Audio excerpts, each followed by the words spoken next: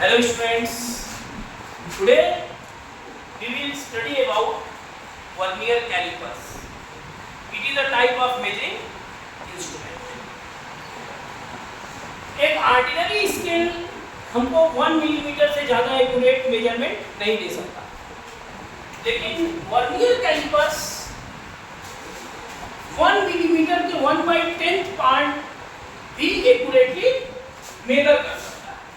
तो vernier callipers है हमारा, वो 1 मिलीमीटर का 1/10 पार्ट भी एक्यूरेटली मेजर कर सकता है, क्योंकि इसका लीस्ट काउंट 0.1 mm होता है। The least count of device is 0.1 mm। Basically ये डिवाइस कैसा होता है, see this is the vernier callipers. एक फिगर बना भी हुआ है व्हाइट बोर्ड पे, आप देखिए, ये वर्नियर कैलिपर्स है। बेसिकली इसमें 2 स्केल होते हैं, वहाँ भी बना हुआ है, आप यहाँ भी देख सकते हैं। इसमें 2 स्केल होते हैं, ये एक्चुअल में मेन स्केल है। इसमें इंचेस में और सेंटीमीटर मिलीमीटर में रीडिंग्स होती हैं, मार्किंग होती हैं। तो ये मेन स्केल है जिसमें इंचेस और सेंटीमीटर मिलीमीटर में मार्किंग होती है। यहाँ पे ऊपर में इंचेस में है और नीचे में सेंटीमीटर और मिलीमीटर में मार्किंग है, आप देख सकते हैं। इसमें दूसरा जो स्केल होता है, ये मूवेबल स्केल होता है। इस मूवेबल स्केल को वर्नियर स्केल कहते हैं। वर्नियर स्केल में भी मार्किंग होती है, जो कि आप यहाँ से देख पा रहे होंगे। एक्चुअल में वर्नियर स्केल में जो मार्किंग है, आप यहाँ से देख पा रहे होंगे। यहाँ पे भी रीडिंग, यहाँ पे मार्किंग है, ठीक है, दोनों में मार्किंग है। लेकिन वर्नियर स्केल में यहाँ पर 10 डिविजन्स हैं, सिर्फ 10 डिवीजन की मार्किंग कर दी जाती है वर्नियर स्केल में। बेसिकली ये जो स्केल है, इसमें 10 डिवीजन की मार्किंग कर दी गई है वर्नियर स्केल में। और main scale just like ordinary scale की तरह होता है। इसको कहते हैं upper jaws. These are the upper jaws, figure में भी दिखाया गया है। This is the lower jaws, this is locking screw. ये मूवमेंट ना हो, अगर आप चाहते हैं कि इसका मूवमेंट ये रोका जा सके, तो यहाँ से इसको कस देंगे तो ये फिक्स हो जाएगा, इसीलिए ये मूवमेंट नहीं होगा, ठीक है ना। ओपन कर देंगे तो ये मूवमेंट होने लगेगा। ये थंब स्क्रू होता है, थंब स्क्रू, जिसकी हेल्प से हम जॉज को आगे पीछे कर सकते हैं। This is the metallic strip, जिसका यूज करके हम डेप्थ को मेजर कर सकते हैं। किसी भी इस बॉडी के डेप्थ को हम मेजर कर सकते हैं। जैसे मुझे इसका डेप्थ मेजर करना है, तो मैं इसमें इसको ऐसे रख करके धीरे धीरे थंब स्क्रू से मेटालिक स्ट्रिप को अंदर करूंगा। देखिए, इसको इसमें रखते हुए ऐसे इसको टच कराएंगे, ऐसे अंदर यहाँ पे, और धीरे धीरे मेटालिक थंब स्क्रू से स्ट्रिप को अंदर ले जाएंगे। और स्ट्रिप जब नीचे बॉटम को टच करने लगेगी, तो एक्चुअल में ये डेप्थ फाइनली हम यहाँ से मेजर कर सकते हैं, ठीक है ना। ये एक्चुअल में ये बॉटम को जब टच करने लगेगी, धीरे धीरे मैं क्या कर रहा हूँ, ये जो इसको इसमें डाल के जो थंब स्क्रू है, इससे ऊपर नीचे कर रहा हूँ ताकि ये बॉटम को टच करने लगे। और उसके बाद जो पोजीशन है वर्नियर स्केल की और मेन स्केल पे, उसके अकॉर्डिंग हम मेजरमेंट कर सकते हैं। तो किसी बॉडी का एक्सटर्नल डायमीटर निकालना है, एक्सटर्नल डायमेंशन निकालना है, तो इस बॉडी को इसके बीच रख देंगे। जैसे मान लीजिए इसका एक्सटर्नल डायमीटर निकालना है, तो इस तरीके से हम इस बॉडी को, मान लीजिए इस बॉटल का हमको एक्सटर्नल डायमीटर निकालना है, इसको ऐसे करते हैं, ठीक है। तो बेसिक ये इंट्रो है इसका। तो इस तरीके से इसका ये कंस्ट्रक्शन है। आप देख सकते हैं, ये अपर जॉज है, ये लोअर जॉज है, ये मेन स्केल है आपका, ये वर्नियर स्केल है, this is the vernier scale. Vernier scale, इसको पियरे वर्नियर ने बनाया था because it is designed by Pierre Vernier, इसीलिए इसको वर्नियर कैलिपर्स का नाम दिया गया, वर्नियर, है ना। तो बेसिकली वर्नियर कैलिपर्स एक ऐसा डिवाइस है जो हम 1 मिलीमीटर के 1/10 को भी 1/10 पार्ट को भी एक्यूरेटली मेजर कर सकते हैं, और इसका जो कंस्ट्रक्शनल डिटेल था मैंने आपको अभी समझा दिया। अब एक्चुअल में इससे मेजरमेंट कैसे करते हैं, इस पहले मेजरमेंट करने से पहले ये जान लेंगे किस प्रिंसिपल पे काम करता है। एक्चुअल में जो इसके n डिविजन्स बनाए गए हैं, जो 10 डिवीजन इसमें दिए गए हैं, बेसिकली इसमें 10 डिवीजन दिए गए हैं। वर्नियर स्केल में जो 10 डिवीजन है वो मेन स्केल के 9 डिवीजन के इक्वल हो जा रहे हैं, यानी मेन स्केल का जो 9 डिवीजन है वो वर्नियर स्केल के 10 डिवीजन्स के बराबर हो जा रहा है। आप एग्जैक्टली यहाँ पे काउंट अगर नहीं कर पा रहे हैं तो मैं आपको एक फिगर से काउंट कराता हूँ, आप देखेंगे इसमें कुछ चीज़ें दिखाई देंगी आपको, आप ध्यान से देखिए। इस फिगर को अगर आप देख सकते हैं, ध्यान से इस फिगर को देखिए। एक्चुअल में ऐसे हो तो ज़्यादा बेटर होगा। आप देखिए, आप काउंट शुरू करिए पहले डिवीजन से। पहला 0 लाइन है, उसके बाद 1 2 3 4 5 6 7 8 9 10। आप देख रहे हैं कि जो मेन स्केल है वो ऊपर वाला लाइन है, ऊपर वाली लाइन मेन स्केल वाली लाइन है, उसमें 9 डिवीजन्स पे नीचे वाले जो वर्नियर स्केल की लाइन है उसमें 10 डिवीजन आ जा रहे हैं। आप काउंट कर सकते हैं और आप देख भी सकते हैं कि वहाँ पे एक डिवीजन यहाँ पे छूट गया है। 1 सेंटीमीटर तक कंप्लीट हो जाना चाहिए था, लेकिन ये कितना डिवीजन नीचे वाला, देखिए ये 9 डिवीजन है ऊपर वाला, और उतने में ही नीचे वर्नियर स्केल में आप ध्यान से देखिए 0 1 2 3 4 5 6 7 8 9 10 डिवीजन हो जा रहे हैं। तो अगर आप इस इंस्ट्रूमेंट को प्रैक्टिकली देखेंगे तो आप देखेंगे कि इसके वर्नियर स्केल के 10 डिवीजन मेन स्केल के 9 डिवीजन के इक्वल हो जाते हैं।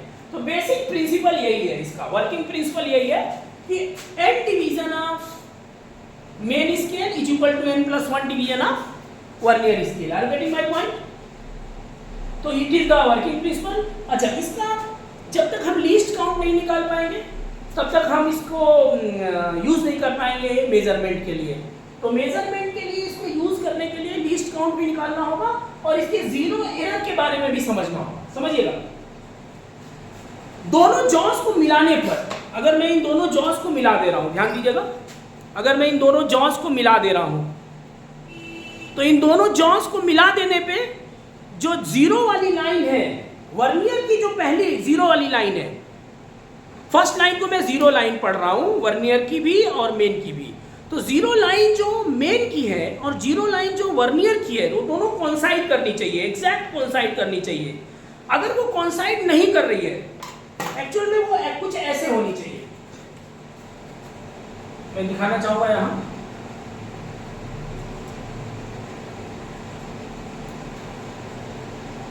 अगर ये मेन स्केल की जीरो लाइन है और ये वर्नियर स्केल वाली जीरो वाली लाइन है, जो फर्स्ट जो सबसे पहली लाइन जो खींची गई है उसी को मैं जीरो लाइन कह रहा हूं, तो दोनों एग्जैक्ट कोइंसाइड करने चाहिए। लेकिन बेसिकली ऐसा होता नहीं है। बहुत से केसेस, बहुत से ऐसे इंस्ट्रूमेंट होते हैं जिसमें कुछ डिफेक्ट हो जाता है, जिसकी वजह से जो मेन स्केल की जो जीरो वाली लाइन होती है वो वर्नियर स्केल के जीरो वाली लाइन से कोइंसाइड नहीं करती, वो या तो लेफ्ट में चली जाती है या राइट में चली जाती है। तो ऐसे केसेस में माना जाता है कि इंस्ट्रूमेंट में क्या आ गया, जीरो एरर आ गया, इंस्ट्रूमेंट में जीरो एरर आ गया।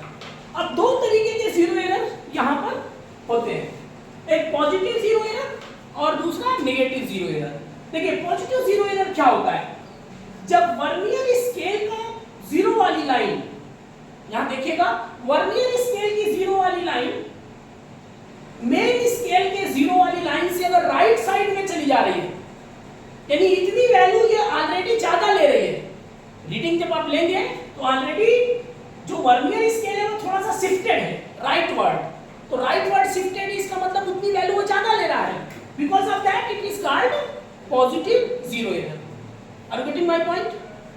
यहां पर अगर कभी-कभी ऐसा होता है कि वर्नियर स्केल का जो जीरो वाली लाइन है वो मेन स्केल के जीरो वाली लाइन से लेफ्ट में हो चली आती है, तो ऐसे केसेस में ये कुछ वैल्यू कम लेती है, यानी मेजरमेंट जो करेगी वो कुछ वैल्यू कम मेजर करेगी। क्यों? क्योंकि पहले तो वो बैलेंस करेगा उसको, आप ऑब्जेक्ट को लगाएंगे दोनों जॉस के बीच, तो पहले ये जो वर्नियर मूव करेगा तो जीरो तक आने में कुछ डिस्टेंस ट्रेवल करेगा, तो जीरो तक आने में जो डिस्टेंस ट्रेवल करेगा मतलब उतना वैल्यू वो कम ले रहा है, क्योंकि हम तो रिफरेंस जीरो मान के ही ना आगे वैल्यू रीड करेंगे, तो इसलिए माना जाएगा कि इस केस में हमारी वैल्यू कुछ कम ले रहा है, because of that it is called negative zero error. इसको क्या कहते हैं? Negative zero error. इसका कैलकुलेशन कैसे होगा वो अभी मैं समझाऊंगा, लेकिन आप पहले ये समझ लें कि नो जीरो एरर कंडीशन क्या होती है, पॉजिटिव जीरो एरर कंडीशन क्या होती है और नेगेटिव जीरो एरर कंडीशन क्या होती है। उसके बाद लीस्ट काउंट का कैलकुलेशन, वर्नियर कैलिपर्स के लीस्ट काउंट को कैसे कैलकुलेट करेंगे। बेसिकली आप यहां देख रहे हैं जो मैं आपको स्केल दिखाया हूं वर्नियर कैलिपर जो हमारे पास है, उसमें 9 division of the main scale is same as the 10 divisions of the vernier scale. तो डेफिनेट सी बात है कि वर्नियर स्केल किसी डिस्टेंस को 10 स्टेप में कंप्लीट कर रहा है, वर्नियर स्केल किसी स्टेप को किसी डिस्टेंस को 10 स्टेप में कंप्लीट कर रहा है, जबकि मेन स्केल उसी डिस्टेंस को 9 स्टेप्स में कंप्लीट कर ले रहा है। What does it mean? इसका मतलब कि वर्नियर स्केल हर स्टेप थोड़ा सा कम चल रहा है, वर्नियर स्केल का हर डिवीजन थोड़ा छोटा है, किससे? मेन स्केल के डिवीजन से। कीप इन माइंड, इस बात को समझिए, क्योंकि जो दूरी मेन स्केल 9 स्टेप में ट्रेवल कर रहा है वही डिस्टेंस, सेम डिस्टेंस को वर्नियर स्केल 10 स्टेप में ट्रेवल कर रहा है। तो डेफिनेट सी बात है कि वर्नियर का हर डिवीजन मेन स्केल के डिवीजन से थोड़ा कम है। Are you getting my point? तो लीस्ट काउंट इसका कैसे कैलकुलेट करते हैं? दोनों का जो डिफरेंस है that is called least count of the vernier callipers.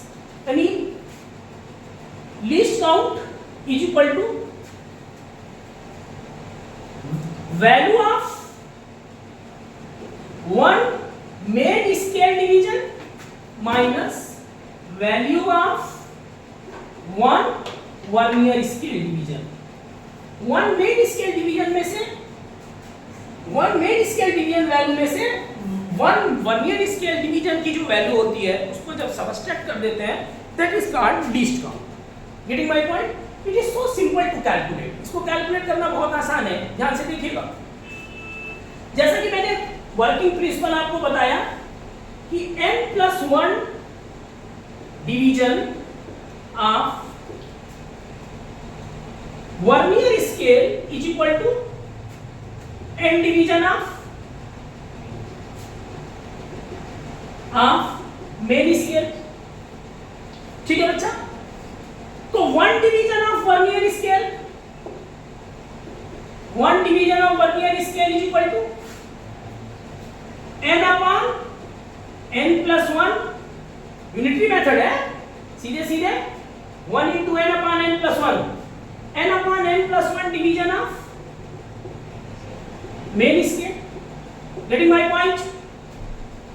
ये डिवीजन के बारे में सिर्फ हम बात कर रहे हैं, वैल्यू जबकि हमको कैलकुलेट करनी है, वैल्यू का डिफरेंस मेन स्केल डिवीजन के एक डिवीजन के वैल्यू का वर्नियर स्केल के एक डिवीजन वैल्यू के डिफरेंस को हम लिस्ट काउंट कहते हैं। तो हम ये one division of vernier scale की बात कर रहे हैं। Value of 1 division of vernier scale is equal to value of n upon n plus 1 division of main scale. Can we write in this way? सिर्फ वैल्यू इसमें मैंने add कर दिया है, सारी चीजें इक्वेशन वैसे ही था, अब मैं वैल्यू के लिए इसको बस लिख रहा हूं। तो डेफिनेट सी बात है, अगर मैं value of n upon n plus 1 division, n upon n plus 1 division को एक तरफ कर दूं, value of 1 division of main scale, this can also be written as value of 1 division of vernier scale is equal to n upon n plus 1 into value of 1 division of main scale, isn't it?